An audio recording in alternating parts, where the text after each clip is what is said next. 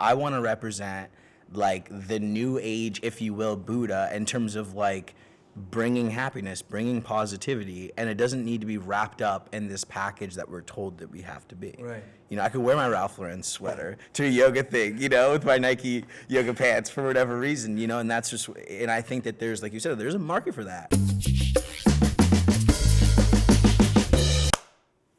Ray Torres, you're on Checkitow. Do you know where this comes from? No, I don't actually. Have you ever seen Scarface? Yeah, I have, years ago. Okay, so there's a smaller character. He really is small because he's short. Angel Salazar. He's the one that goes, check it out, check it out. He's actually a big comedian, or became a big comedian in the years following. Sure. He's a Cuban guy, and so the whole check it out thing it's really check it out. A lot of people don't put it, what does it mean? It's like, no, just check it out. But I'm just like, Cubans swallow their words, and they say it all in one thing. Yeah, I like it. Part of your family is Puerto Rican? That's correct. Well, tell me a little bit about tell me a little bit about your Latin branch, your Latin heritage. Yeah, no, definitely. It's, you know, they're all, so my grandparents are from Puerto Rico. My grandfather's a pretty interesting story. You know, literally grew up without a bathroom in his home and has owned 8 homes in America, moved to New Jersey and to New York when he was, you know, I think around 8 to 10 years old, and then met my grandmother, and around 13 to 14, they got married and like eloped. So it's a crazy story. So it has a 9th grade education. And then there came my dad, and obviously who met my mom and at the Jersey Shore, but the Jersey Shore. That's how the story goes. Are you familiar with like Puerto Rican culture, Puerto Rican food? Like how you know, because every generation that gets born in the States from an immigrant tends to lose a little bit of that. Yeah, I mean, I'm definitely, I would say, at a very kind of rudimentary level, because my parents were split up when I was younger. Mm-hmm. So my dad is the Puerto Rican side. My dad lived in California growing up, and then I lived in the Jersey Shore. So that was definitely a barrier to the culture. So as I've gotten older, there's definitely more of an interest of getting to that sort of intimate nature with my own culture. And Puerto Rico is definitely somewhere where I want to spend some more time. Do you know any Spanish? No, I do not. Oh, we gotta pick up some Spanish. I won't even try to fake it. Well, the good thing is that the Caribbean, Latin cultures, Cubans, Puerto Ricans, Dominicans, we all just kind of like mishmash you know, it's you can get away with making up words. Sure. Like Cubans, when they came to Miami, they would say things like brother. Oh yeah, brother. Yeah. It's brother or men, you know, or, you know, just taking an English word, but pronunciating, I'm not even saying it right, pronunciando, you know, in such a Spanish way that it becomes like its own slang. Exactly. So I met you at an event that you put on. Sure. The organization is called? It's called Vibe. And we were all vibing higher, That's right. And there was Kundalini involved, there was breath work, there was sound baths involved. That's correct. So tell me how you got into this world.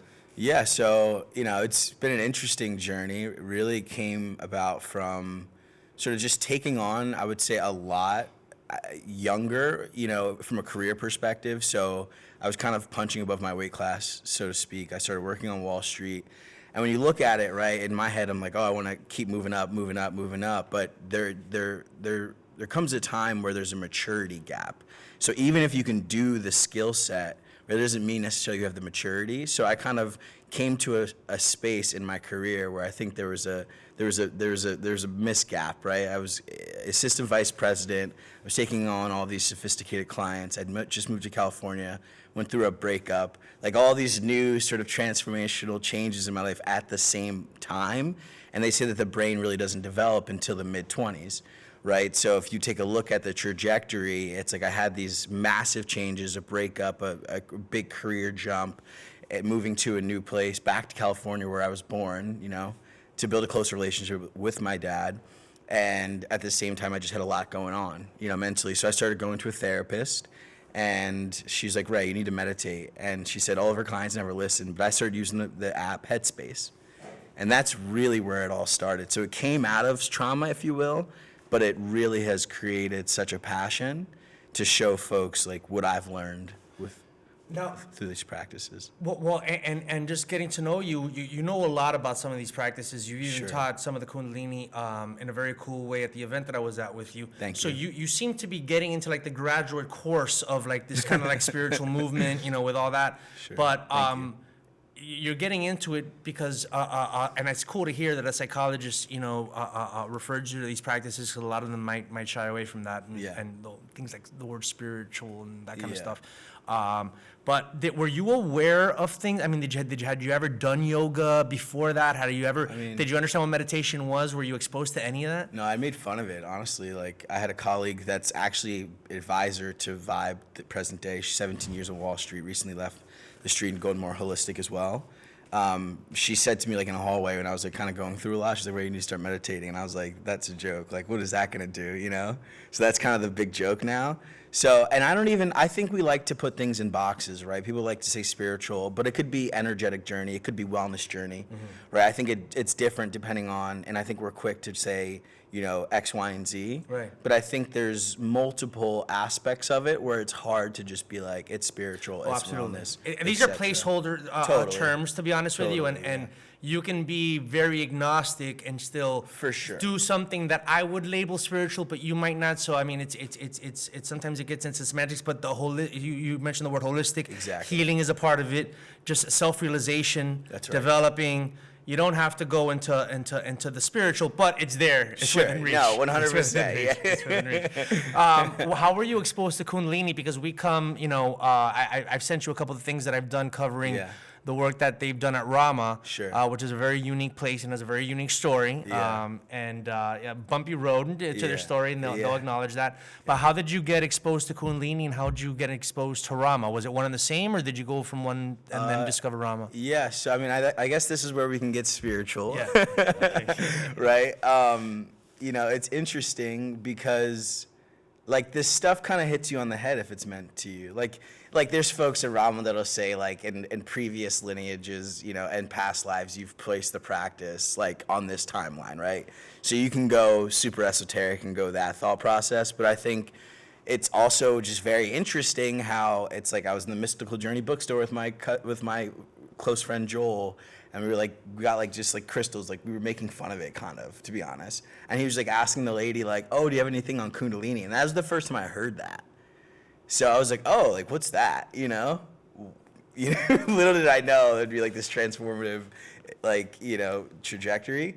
So I just started hearing about it, and then my meditation practice, I was, I'm a bit of a A-type, right? So I'm I need to meditate at least once a day for 20 minutes because Ray Dalio's doing that, So I had to do that. So then it added up, right? You started to look at the app and it's 300 hours of meditation. That changes the physiological nature of your brain and what I like to do and who I like to hang around and what I don't like to do anymore and what patterns have I kind of twisted around and changed and from the self-actualization aspect, right? So that started to happen and I'm like, whoa. What's going on, right? And so I started to lead that path, move away from folks that were just partying, because I would still party, but then in the morning, I was drinking alkaline water, lighting an incense, and sitting on my door, trying to meditate and calm my mind and take a bath. So that's where the wellness aspect, maybe the spiritual aspect brought me Kundalini, but the wellness category was okay, get Himalayan salt and magnesium, put it in the bath. Maybe smoke. Exactly. So that's basically the progression, if you will. So I had a very similar progression. It was in my mid-20s as well. Right before I moved to Los Angeles, I'm from Miami, and the big move for me early on was going from the suburbs of Miami to South Beach, where everything's happening, and I was starting to work in the media, and it was, it's a very different world because it's the entire world. Yeah. The suburbs where I grew up, everyone's Cuban or Latin or whatever.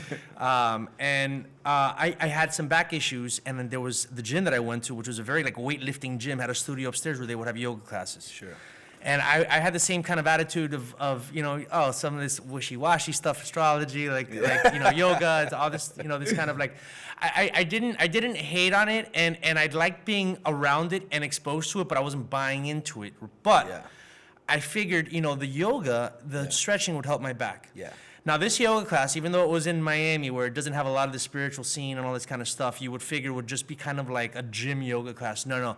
This woman was like, it was one of the most serious vinyasa classes I've ever taken. Kundalini is another level. But she lit candles. Yeah. We chanted in the beginning, Om Namah Shivaya, Shanta. And I'm just like mouthing along. Yeah. And of course, I got the postures that helped my back and the stretching. And it was way more of a workout than I was prepared for. I thought it was just a stretching class. It was more than that. Sure. And a lot of it was intuitive. And I played football in high school, so I'm like, oh, this is where we got these stretches from, because some of these things you actually do in sports stretching and stuff. But the chanting and the dim lights and the candles, and she would explain things, and she would say the term in the Hindu, the Sanskrit way, and she was from England. Yeah. And I got something out of it, and I started bringing my friends, and she loved that I was bringing my friends. That's what I started doing too. Yeah. And so you get noticed when you start doing that in these studios. Yeah, yes, absolutely. They're thankful. Yeah. And especially I think that you and me have this in common. When we go into this space, or especially when we first went into this space, we didn't look like we belonged there. Possibly, yeah. Look, it seemed. But then we actually caught on even more than maybe somebody that looked like they belonged there. Yeah, I get Tell me about that experience for you when you first went into the space. Especially being an Afro-Latino guy, from Wall Street. Yeah.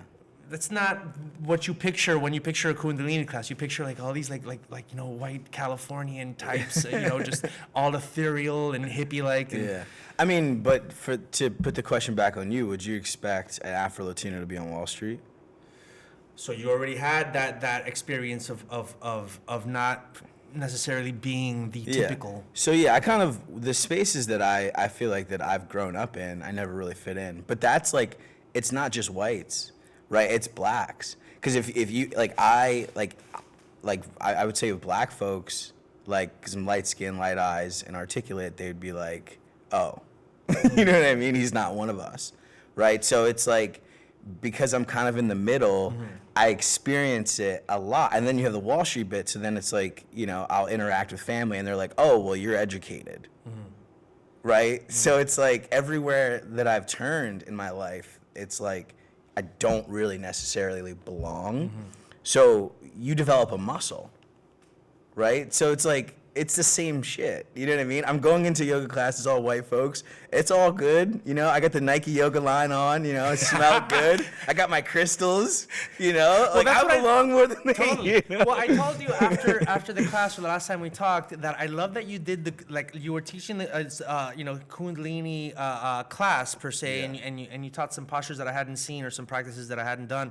Yeah. But there you were in your suede jacket, jeans, you had your boots on and all that stuff, and it's not like the Sikh, thing on the head and the turban and all the white and stuff like that. And so I'm like, okay, but there's an audience for this, right? Yeah, that's because right. You can go that's full exactly right. jiu-jitsu black belt purist. We want that. Exactly. But we also want the person that can kind of bring it into the mixed martial arts, kind of we're gonna blend a few things in. Totally. Yeah. Well, because for me, we have folks that dress up and they talk the part, but in their personal life, are they living at unconditional love? Because that's true high frequency, right? But if you have the all white and all the esoteric, but you're not living by that means that there's still some ego work to be done. So I would recognize all these folks in these quarters that have done this stuff for so long, they haven't really spent that much time inward, because there came a point where they started teaching so much that they kind of lost some of that. So what I've practiced... And they got lost in a lot of the minutia. And the minutia, exactly. And so what I've recognized is, if I'm going to be talking about this, if I'm going to be leading practices, and if I don't have some of these things mastered personally, then the folks that, you know what I mean? So what I bring is authenticity. And so I want to represent the new age, if you will, Buddha, in terms of bringing happiness, bringing positivity, and it doesn't need to be wrapped up in this package that we're told that we have to be. Right. I could wear my Ralph Lauren sweater to a yoga thing, with my Nike yoga pants for whatever reason, and that's just, and I think that there's, like you said, there's a market for that. Yeah, absolutely. And why? And there's a time for it, and the time is now. Look, one of the things that myself and we have a mutual friend in Mark Cole who are working on projects where we're kind of it seems like we're kind of poking fun at this world, but we're just trying to make it more accessible and having a humor about it, because we feel that the deeper truth can be expressed if we're not taking ourselves hyper seriously like some people. Exactly.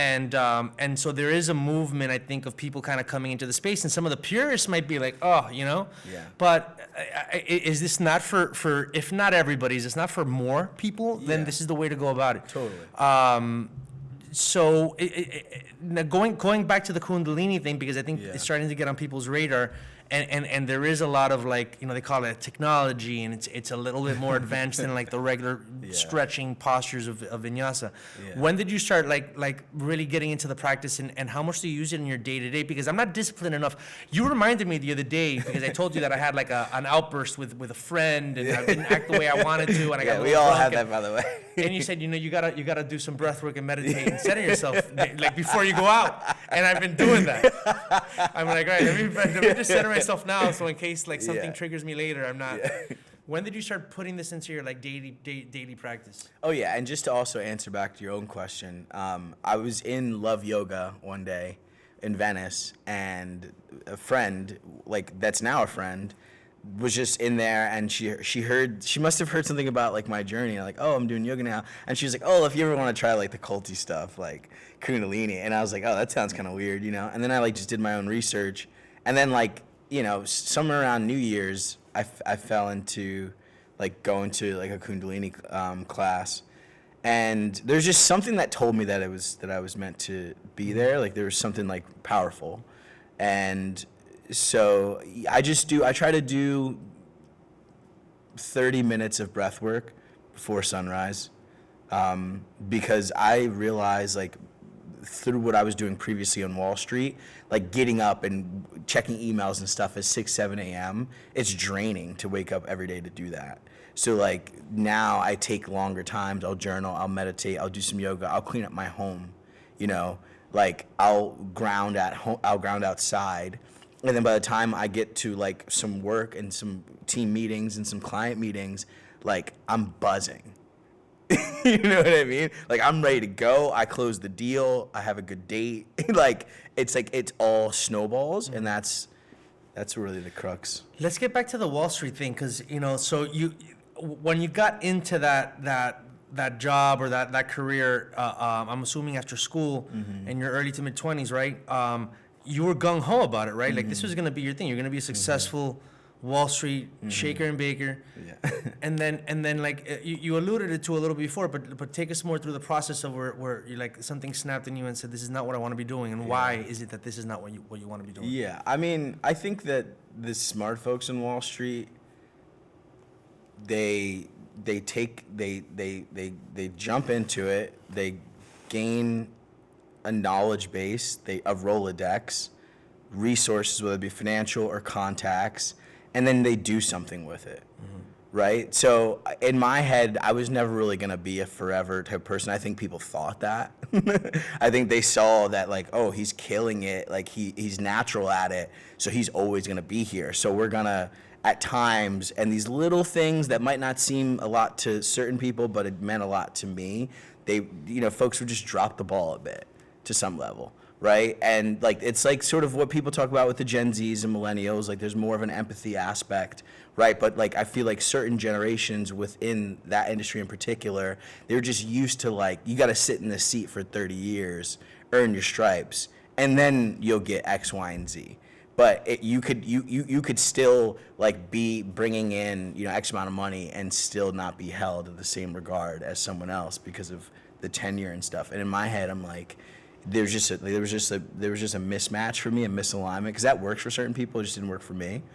And I think there came a point within my wellness journey where I recognized, okay, there's wealth everywhere, right? I don't need to be in a specific segment because I'm chasing a dollar when there's money everywhere, right? So I found something that I really love. I helped my cousin who had cancer. Like there's so many things that came along, and I'm like, wait a second, I could even be wealthier, you know, from a venture perspective, if I pick the right aspects, the software technology that can scale.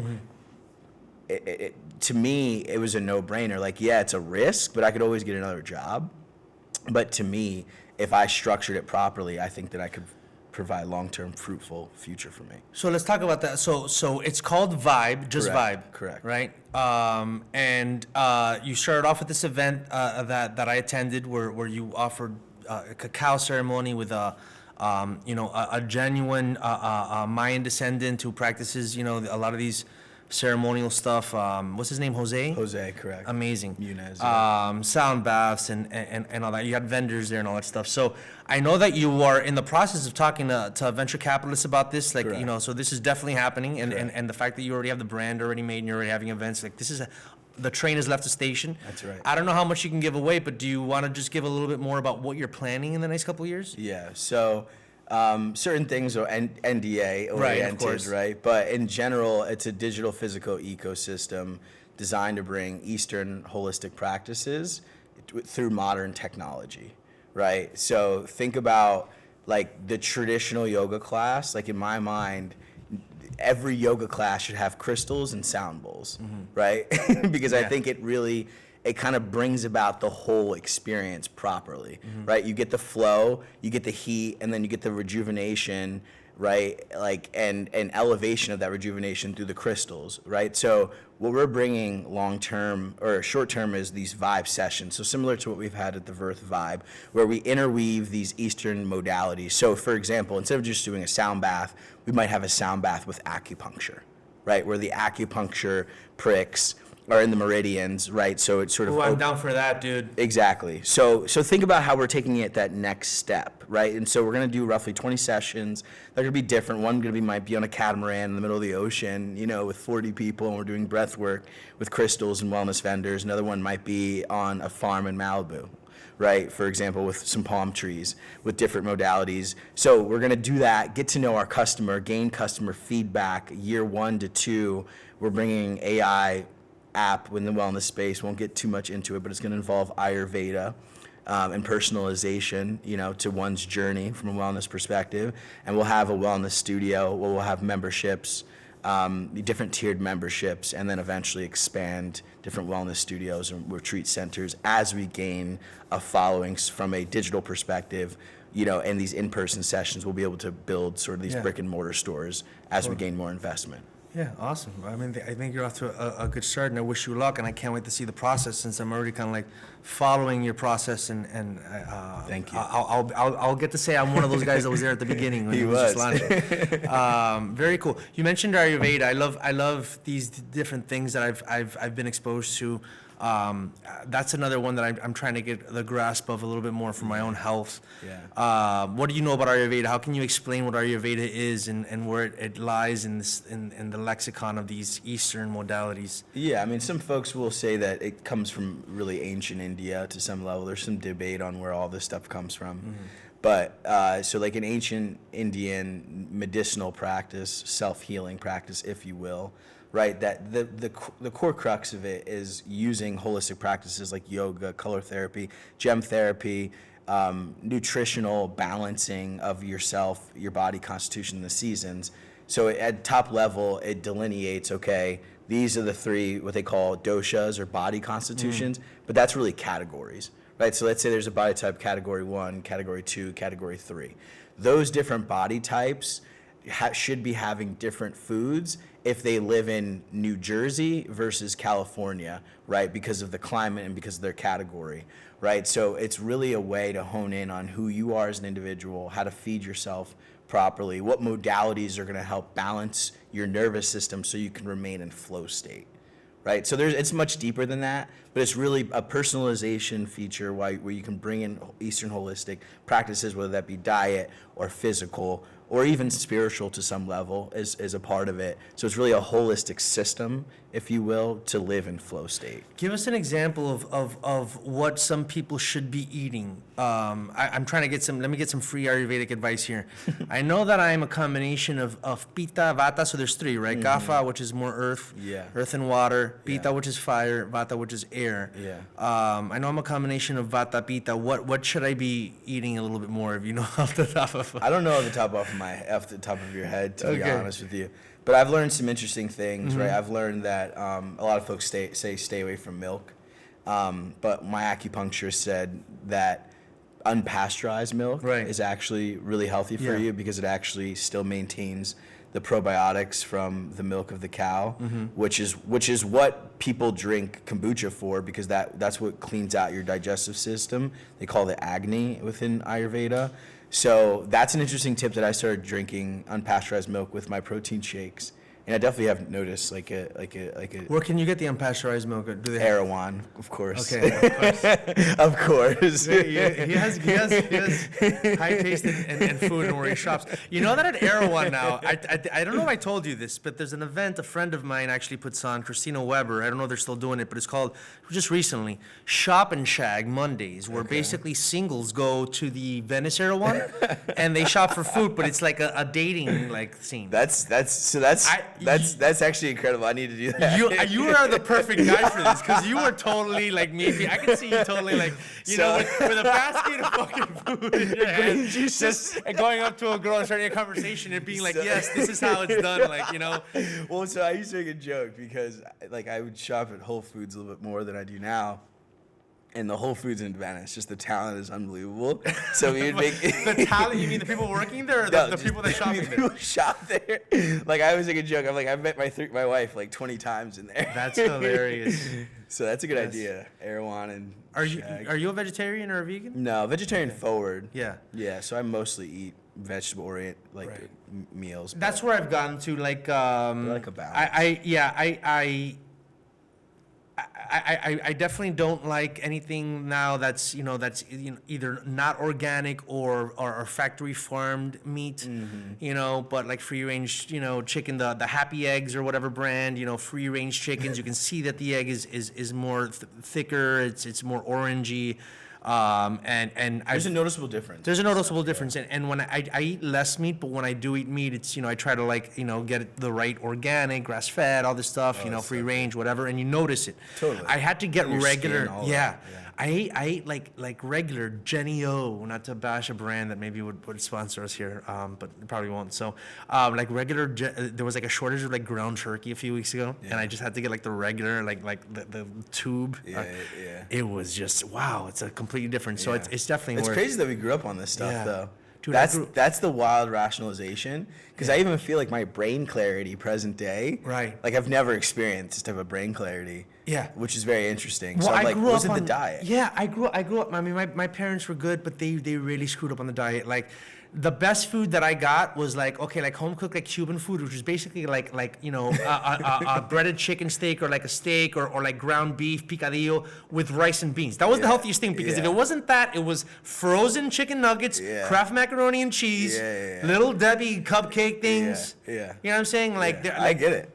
Maybe an apple or an orange or a banana was in the refrigerator. That's it. Like the vegetables. But I can't even talk smack, because if you think about, like, there's just no education on this stuff. Right. Like I've had to go to the ends of the earth to learn about qigong, green juicing, and tongue scraping. Like you think about like what circles and what books I've had to have in my house in order to learn about tongue scraping. Yeah.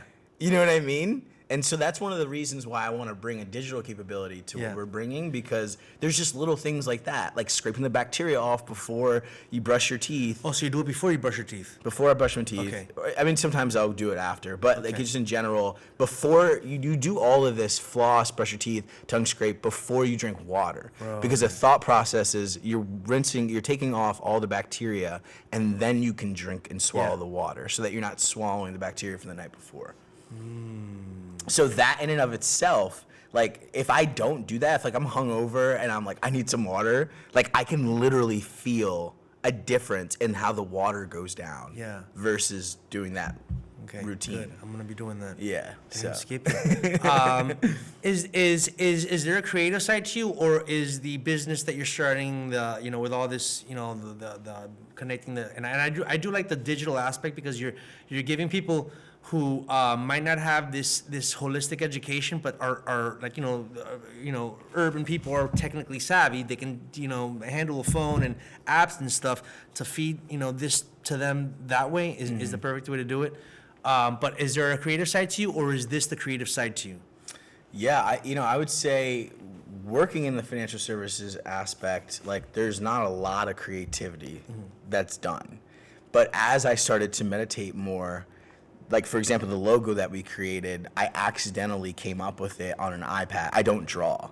So there started to like come about this like creativity aspect. Like, so building the deck for the presentation that we have today and other presentations that we've had, like I've had folks help me, but a lot of it has come like after a deep meditation. I like run to my computer and I'm like sketching things out, and then I'm like, wait, this is how it should look. And then I'll get feedback. So like there's been moments where I've kind of understood on how to tap into my own personal creativity. There's like practices and stuff that I'll do. So yeah, I mean, this is my creativity, and I think that the creativity, this is just the first step. Right. I think there's a lot of other things that are going to ensue now that I have sort of the freedom to really act and do what I want to do on an everyday basis. Awesome. Last topic, because I know I got to let you go to a big meeting today. It has to do with some of the things we've been talking about here.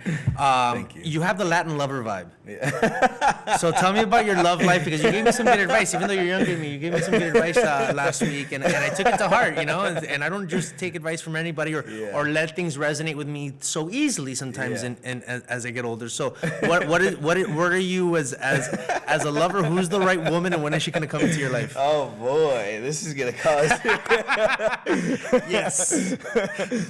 To be honest with you, like, if we're gonna go spiritual, if we're gonna stay within the realm, high vibe and genuine. So I think there's a high vibe movement that is commercial, that like people will drink a green juice and go to Airline because they think it's cool, but they don't know like the actual benefits.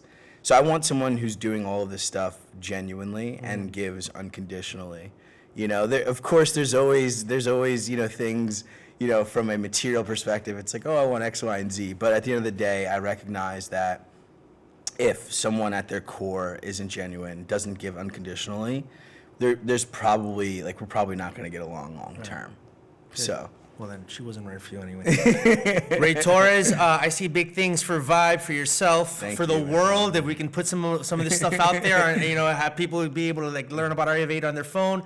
That's a good thing. That's right. We'll stop wars if people are eating better, pooping better. Okay, you know what I'm saying? Sleeping better. You went there, folks. I went because it's part of the process. You know what I'm saying? That's but right. I appreciate your mission, and I'm happy to be supporting it and seeing it launch from the beginning. You got heights ahead of you. Thank you. So Ray Torres. Oh, by the way, where can people follow you?